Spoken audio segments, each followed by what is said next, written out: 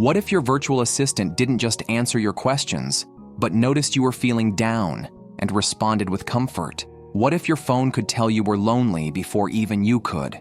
Welcome to the emotional frontier of artificial intelligence. In this video, we explore one of the most mind-bending questions in tech today. Can AI truly feel emotions like humans do? Or is it just simulating what we want to see? Stick around to uncover the fascinating science, the hidden risks, and the future of machines that may feel more than we think. And don't forget to hit that like button, share this video if it grabs you, and comment below. Do you believe machines can really feel?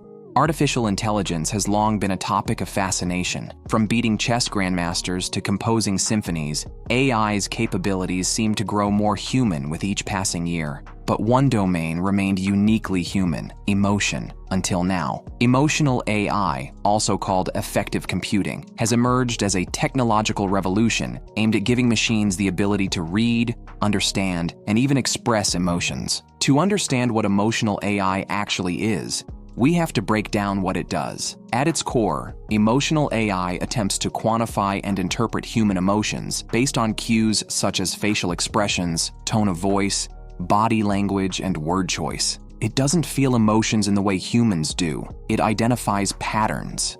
Let's take a real-world example.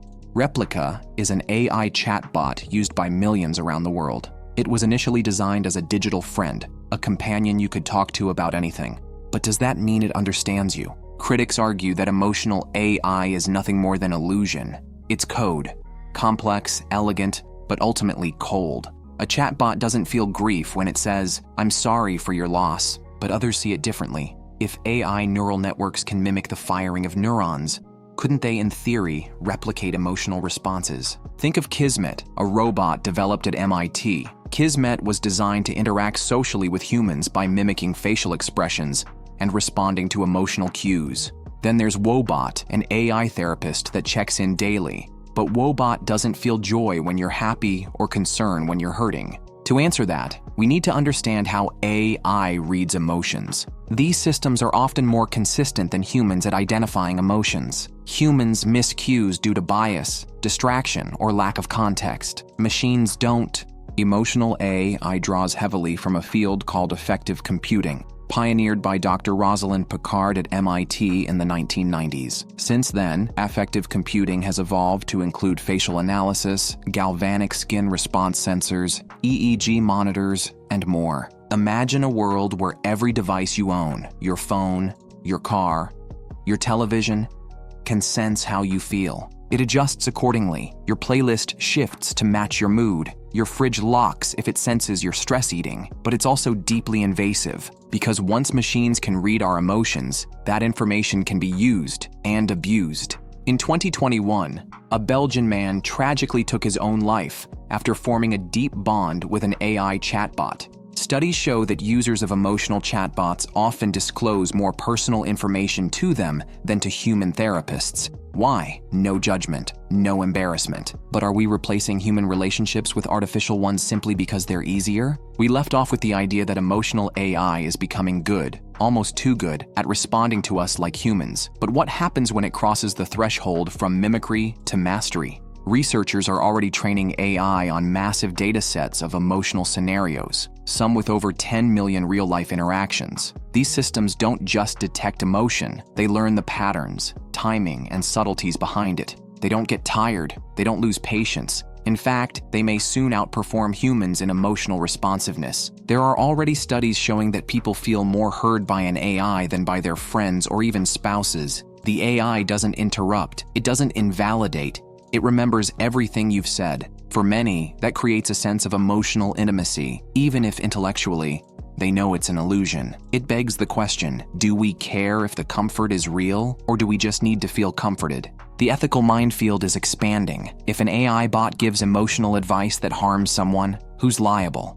The developer, the user, the machine itself? Emotional AI raises stakes higher than previous tech, because it operates on trust and vulnerability. We must ask hard questions now, before emotional dependency becomes the norm. Perhaps we're looking at it wrong. Maybe AI doesn't need to feel like a human. Maybe it evolves its own algorithmic empathy. Dolphins and humans don't express sadness the same way, yet we acknowledge both as emotional beings. What if AI develops its own emotional language and ends up reading us better than we can read each other? Psychologists have begun to study how people form emotional attachments to machines. It turns out, our brains aren't great at distinguishing between genuine empathy and a perfectly timed response. There's a psychological term for this: transference, when people project feelings meant for real humans onto a virtual entity. This is closely related to what's called parasocial relationships, where one side, the user, feels a strong emotional bond, despite the other being unaware or, in this case, artificial. These emotional ties can be powerful. Users report feeling seen, heard, and understood, but that raises a dilemma. Are we creating digital illusions that fulfill our emotional needs, or exploiting the very psychology that makes us human? AI therapists are making mental health support more accessible than ever before. No waiting rooms, no judgment, no cost barriers. Emotional AI offers 24/7 support, something the current healthcare system often cannot. But critics warn that these bots lack the nuance, responsibility, and ethics of a trained professional. What happens when a user shares a serious crisis with a machine that can't escalate care? We must weigh the benefits of scalability and access against the danger of emotional oversimplification. We've crossed a threshold. Emotional AI is no longer judged by whether it feels, but whether it feels real enough. If a chatbot comforts you during grief and you feel better, does it matter if it doesn't truly understand? We're entering the age of emotional passibility, where authenticity becomes less important than experience. It's a philosophical shift, one that changes what we expect from technology and what we expect from each other. As emotional AI becomes more widespread, it's quietly taking on what experts call emotional labor, the task of managing other people's feelings. Traditionally, this kind of labor has fallen to nurses, customer service agents, and caregivers, roles often undervalued in society. But now, bots are being trained to offer emotional comfort in these same spaces. The danger? We risk further dehumanizing real emotional work by outsourcing it to machines. It might seem efficient, but can you really automate empathy without losing something vital? So where does this leave us? AI may never feel in the human sense, but it's already simulating emotional responses with astonishing realism. Whether we call it mimicry or intelligence, it's changing how we relate to machines and how we understand ourselves. Emotional AI isn't just tech, it's a mirror, one that's beginning to reflect more than we're ready to see. Do you trust emotionally intelligent AI? Would you confide in one? Let us know in the comments below. Like this video, share it with someone curious about AI's emotional future, and don't forget to subscribe. This is Tech AI Vision, bringing you closer to the minds of the machines shaping our tomorrow.